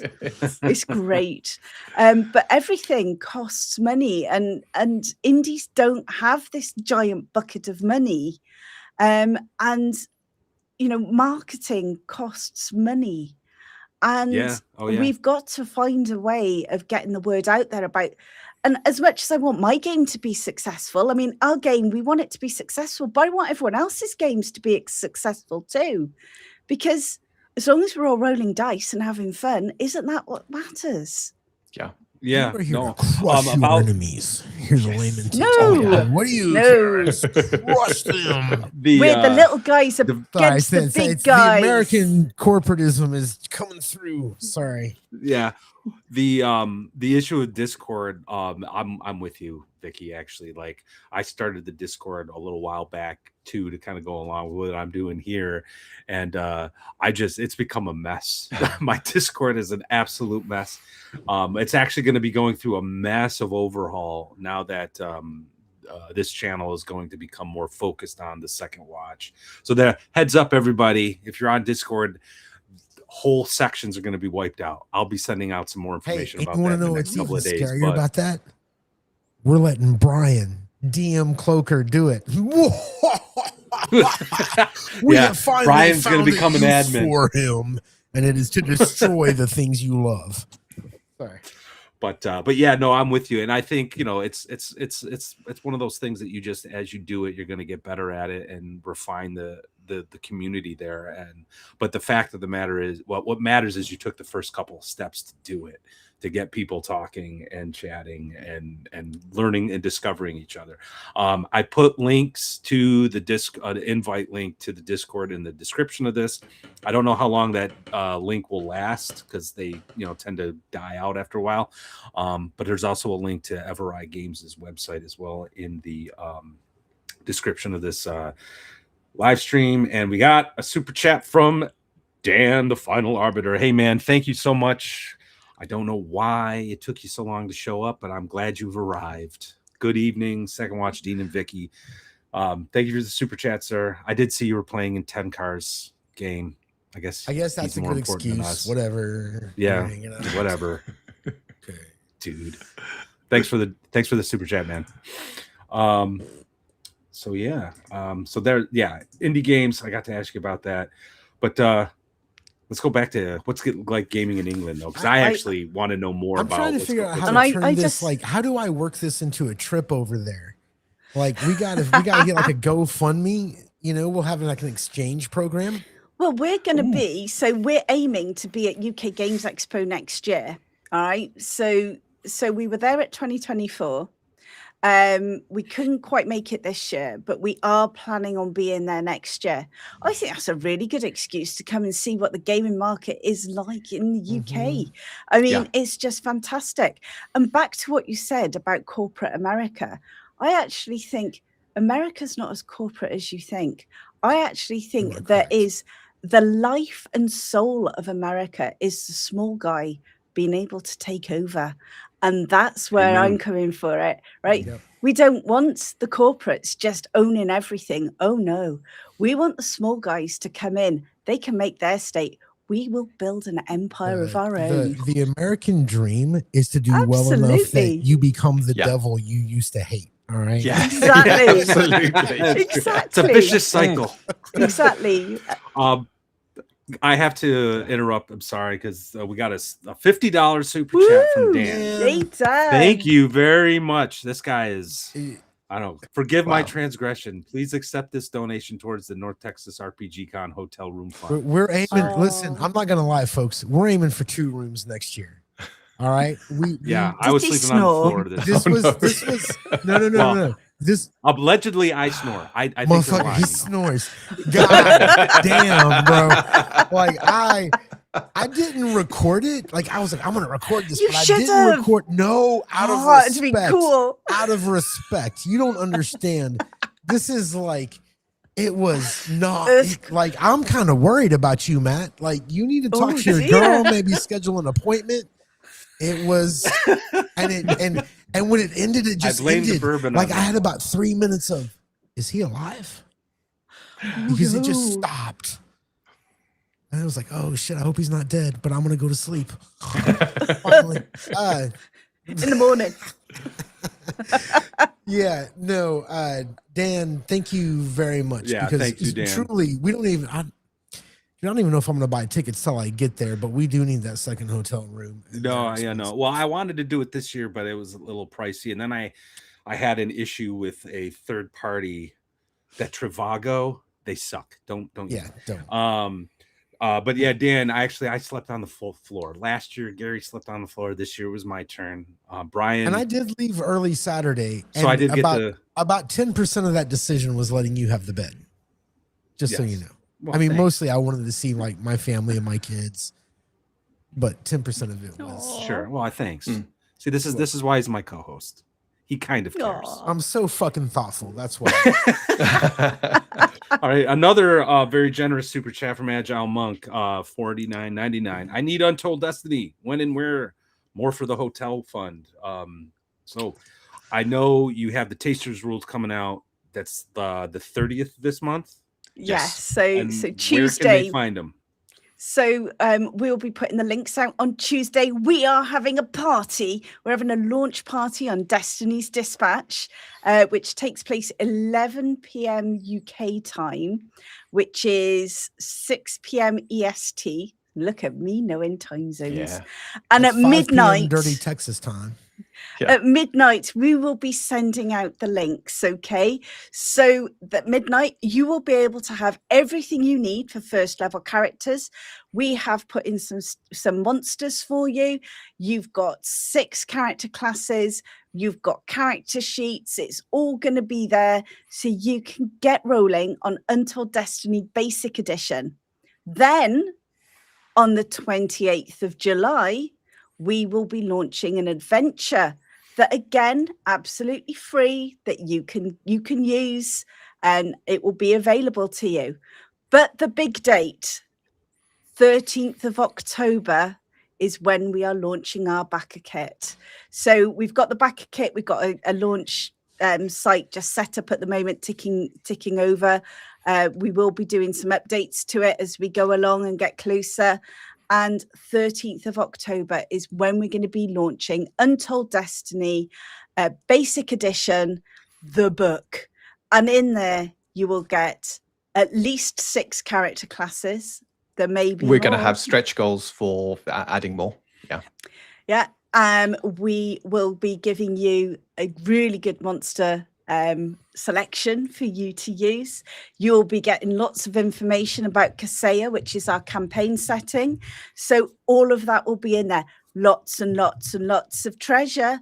Lots and lots and lots of stuff. tables, lots of random tables, stuff like that. Everything you need to run the game in one book. One book. You'll have everything. It's it's the book will be completed by then. So it's not like you're having to. We're not asking for money to then complete the book. Everything will be done. Yeah. You'll have your taste of rules to actually see what the system's like. And the funding will be for printing and additional artwork to go into it with some stretch goals to add. A couple things. When the links go out, please let me know so I can pass them around social media. I have a Facebook page that I'll post it up. The other thing is when you guys are ready to start shilling that the crowdfunding, please think of us. You're more than welcome to come on the show. We'd love to have you on. That's what that flurry of typing was while you were talking and we were ignoring you. Yes, Gary and I like, hey, let's go. We gotta have him on. Got a couple more. Well, another super chat here from Jeff. I talk about catching chickens while sleeping. I have a. Well, you know what? Catching chickens is good. You can do that in role-playing games. I was once in a game and we spent a whole session running around catching chickens. It was really bad.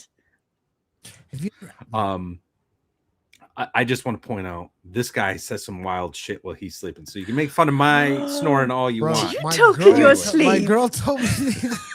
My girl tells me every once in a while. She's like, last night you told somebody this is fucking bullshit. Now I'll kill you. And I was like, what? She's like, you get mad in your sleep. Stop it. Stop it. Anyway, sorry. And then this is a question from Dan about when are you enabling memberships, dude? That's going to be in the next couple of weeks. Gary, Brian, and I want to finalize a few things. But yes, we're going to have, I think, 3 tiers of memberships. That will come with some stuff, but we'll announce that probably by mid-July. Because like I said, it's time the second watch kind of do a little bit, take the focus, be the focus of my channel. That's why you guys come. You like some of my videos and some of the stuff we do. I think the second watch is a lot of fun and real quick, we've got 15 minutes left, and we'll get back. We'll get back to you guys. I know you're the guest, but real quick, there are some changes coming to the channel, but not a lot. Not like most people won't notice, but we are going to have memberships.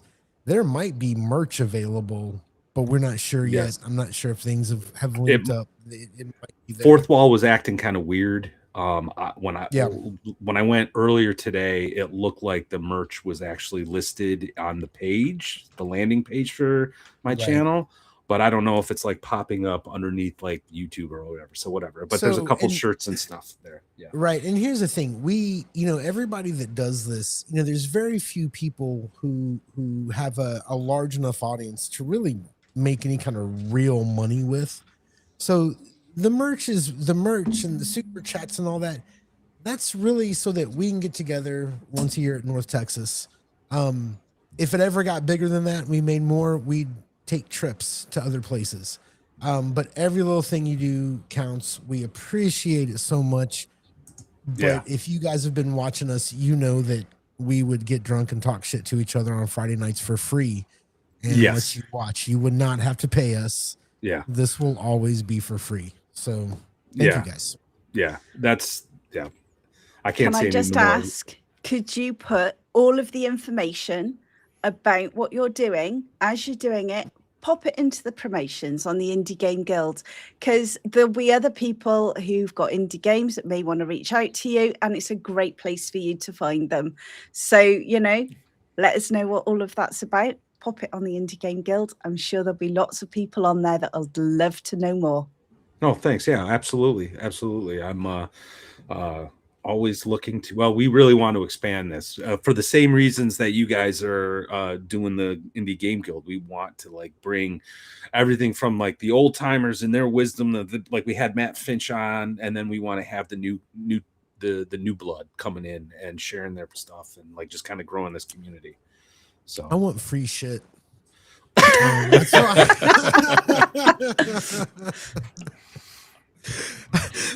I want to GoFundMe so I can go to the UK and see what the gaming scene is like there. That's what I want in my selfish little Well, world.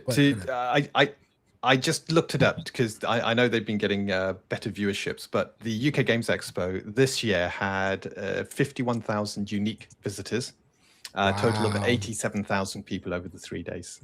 That's incredible. So I don't know how that compares to the US cons, but well, it's our the biggest favorite one we got in the convention UK. tops out at 600 tickets. yeah, and not everybody goes the same day. Yeah, it's a whole weekend. The UK Games Expo is a whole weekend. We got there when we went in 24. We got there on the Thursday to set up, and it's Friday, Saturday, Sunday. I think we finished Sunday or Monday. I can't remember. We came back. We stayed one more because it was breaking up the stand and everything on the Sunday. So the gates kind of close at 4, and then you've got a couple of hours to just get everything packed up and off site. So we decided we'd stay overnight and go back on Monday. But yeah, it's a fantastic weekend. Loads of new people. Very board game focused, but it's got a massive role-play following. There's a hotel nearby. Is it like that? So sorry, there's a hotel nearby called the Hilton, and they just book out rooms in there, and that's where you just play your role-play game. So they get volunteers to come in and just run every kind of game imaginable. What seems to be a growing trend in the United States are smaller local gaming conventions. So like North Texas Con is like, I wouldn't call it small, but it's definitely not one of the bigger ones. But it stuff like that. You had just like Central New York Con happened a few weeks ago. It's actually a couple hours from me. Just 2 major rooms where like maybe about 100 to 200 people are, gaming. You got like Shire Con in Connecticut. Again, nothing huge. But do you have stuff like that in the UK, or is the expo like the thing? There are some. So, for example, we used to be involved in Crusade, which was put on by Penarthon District War Games Society, and that was actually held in a school, and it was quite small. There are sort of smaller things. You've got one in actually London, and I'm trying to remember the name. Desperately trying to remember the name of the one in London in November, Dean. Oh, you mean Dragon Meet? Yeah, there's Dragon Meet. That is supposed to be the biggest UK role-playing convention. We're going to pop down this year to check it out. We're not going to be there doing any sort of stands or anything, but we're going down there to check it out. But yeah, there are sort of smaller conventions that are going on, and we're going to be hitting those next year. So the aim is we're going to be taking Untold Destiny on the road. Well, that's awesome. That's awesome. We're going to be like a band going around going, you want to play? We've got a couple friends, really good friends actually, who publish consistently. And man, I would love to get those guys in the car and let's road trip, man. Let's find all the game stores and convince everybody to put your books in the game. I just think it's everybody has jobs and it's expensive. So yeah. And that's our problem. It's not as if we're full time on this. Dean is, but I still got a full time job, so it's not just something you can drop and go off and do stuff. But we spend almost every waking hour when I'm not working on Untold Destiny. So it's something we are both exceedingly passionate about. Well, listen, that passion is rubbed off because I'm not gonna lie. What I was told a couple weeks ago is hey, we're gonna have these new folks on, and they've got their own game, and I was like, oh, great, a new game.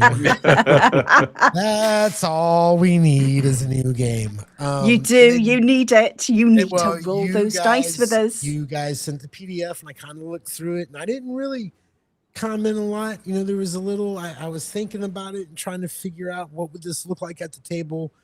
Meeting you guys, knowing that this has been tested at the table and not just over a week or two. You know, Oh, God, no. it's Years. been going on for a while. There's a lot of thought put into it.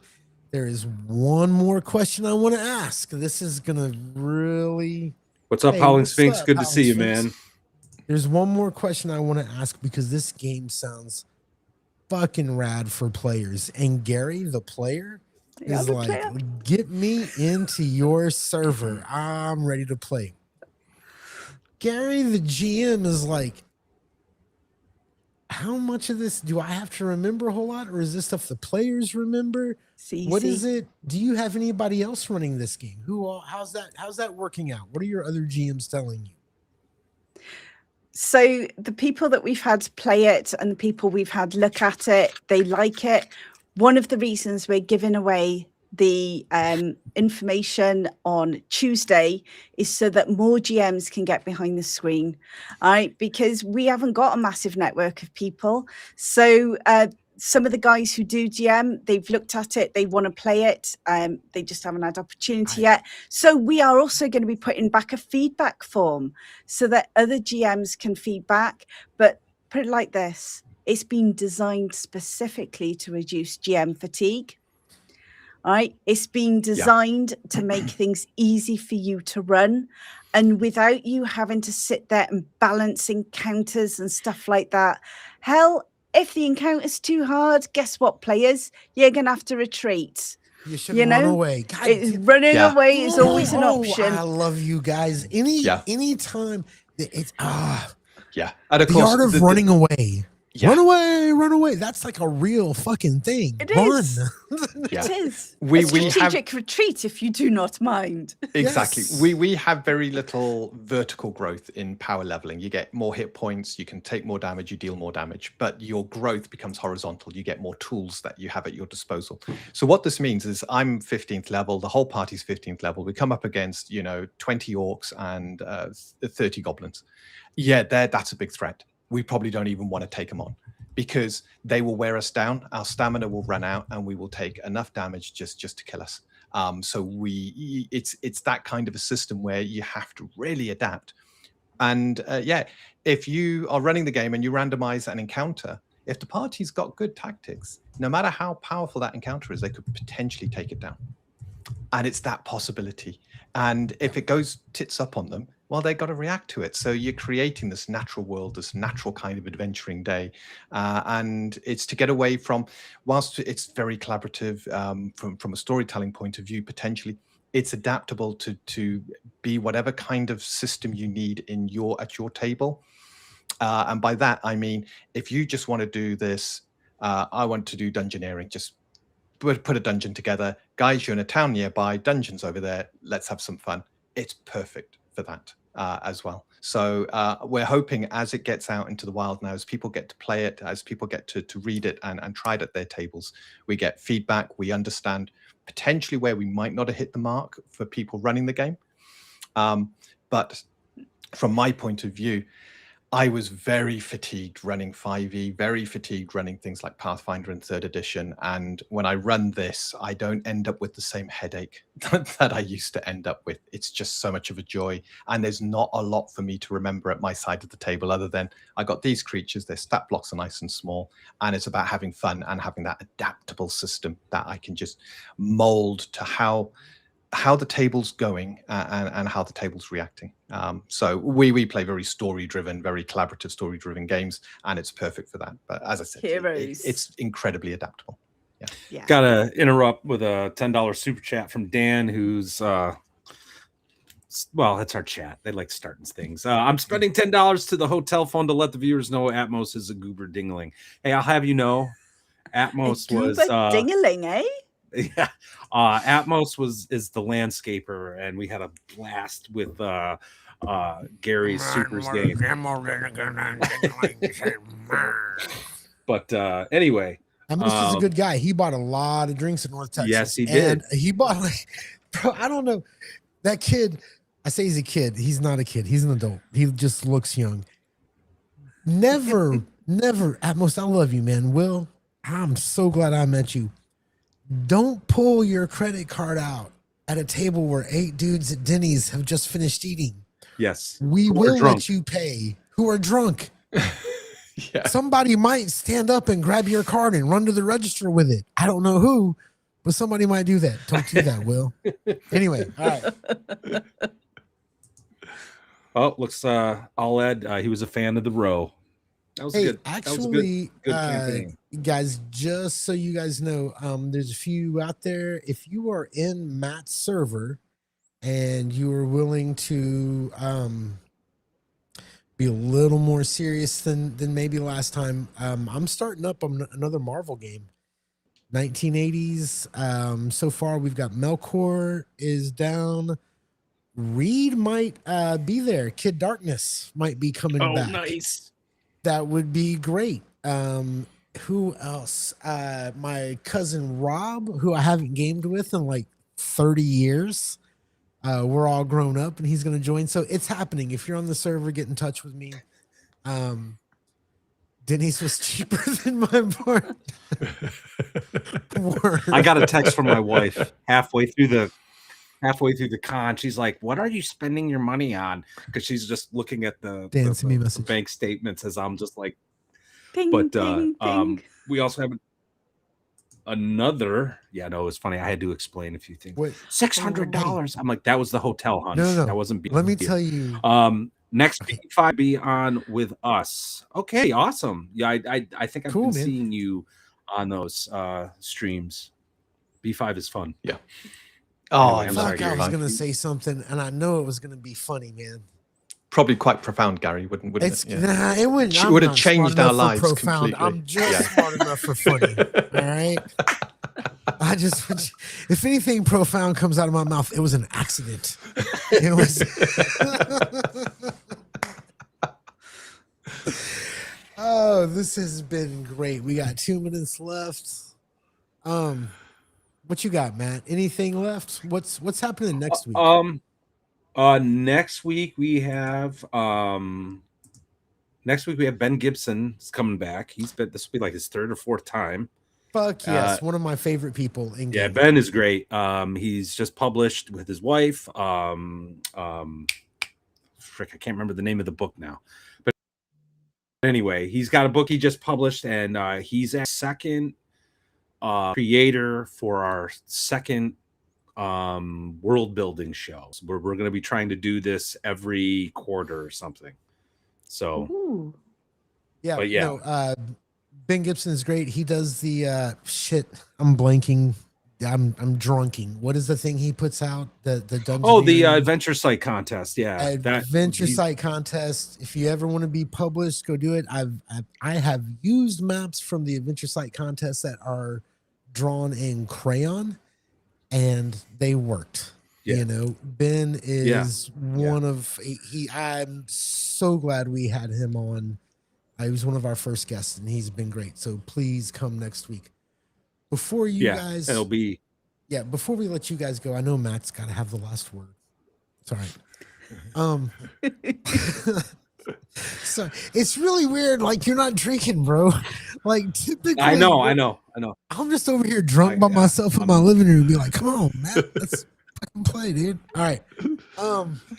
Anyway, Dean, Vicky, thank you very much for being here. I really do give Matt shit for bringing new people on. Like, I really do. You should see our chat logs. I do. I was like, who the fuck are these? But I call it fishing. For being here. Occasionally, I gotta tell you, welcome, actually, Gary. I want to thank y'all for being here. I want to thank you for taking your time. I've read through the thing, the appetizer, the taster, the moose bouche. And I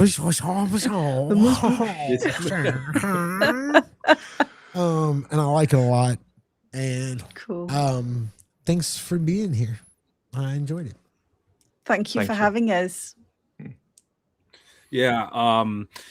Chat, you guys have been great. Thank you so much for the super chats.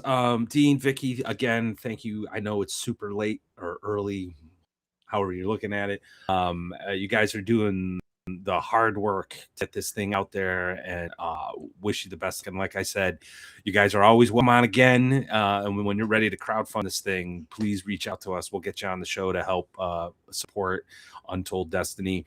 I have the link to Everae Games website. I dropped it in chat just a little while ago. Let's see if I can, maybe I'll do it again here. Let's see. Okay, something's not working. Okay, you know what? Restream has decided to screw up with me. So I'll just pause. Anyway. But yeah, thank you so much. What, Gary? You look like you were about to say something. No. Okay. No. Okay. All right. Well, okay. All right. Thank you guys. What? Okay. You know what? Our watch has ended. Okay, it's over. The watch has ended. Guys, check out Untold Destiny.